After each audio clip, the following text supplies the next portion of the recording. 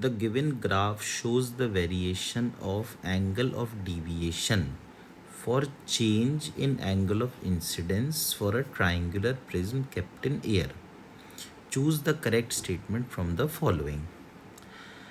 एक तो refractive index of prism पूछा है, फिर speed of light in prism पूछी है, क्रिटिकल एंगल पूछा है और ब्रूस्टर्स एंगल पूछा है और हाँ एंगल ऑफ प्रिज्म भी पूछा है। तो आप यहाँ पर देख सकते हैं कि जब डेल्टा की वैल्यू 44 डिग्री है तो उस समय आई है 41 डिग्री और ई है 63 डिग्री। तो हम लिख सकते हैं I plus E is equal to A plus delta. तो 41 plus 63 is equal to A plus 44। तो ये तो हो गया 4 और 104 is equal to A plus 44। तो ए की वैल्यू 60 डिग्री के बराबर आई। तो ए की वैल्यू 60 डिग्री के बराबर आई। इन्होंने कहा एंगल ऑफ प्रिज्म 45, तो ये तो गलत ही हो गया। अब इसके बाद आप यहाँ पे देख सकते हैं कि जो मिनिमम डिविएशन है वो 30 डिग्री पर आ रहा है। तो डेल्टा मिन है 30 डिग्री। तो अब म्यू का एक फॉर्मूला होता था sine A plus delta min upon 2 divide by sine A by 2। तो यानी म्यू बन गया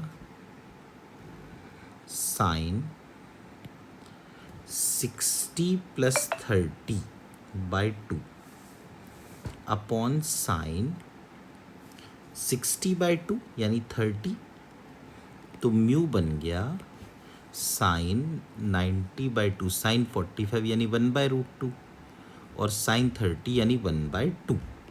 यानी म्यू की वैल्यू रूट 2 के बराबर आ गई।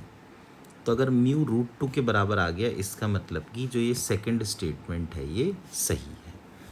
अब इन्होंने स्पीड ऑफ लाइट पूछी है, तो speed of light should be equal to c by mu. इसका मतलब कि 3 upon root 2 into 10 to the power 8।